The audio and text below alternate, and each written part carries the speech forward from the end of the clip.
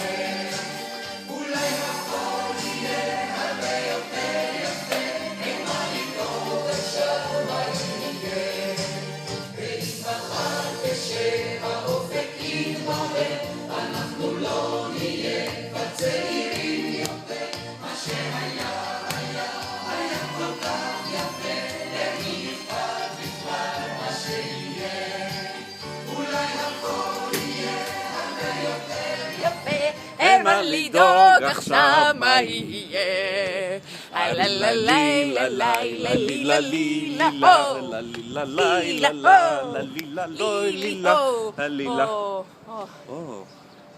תראי את הבימה.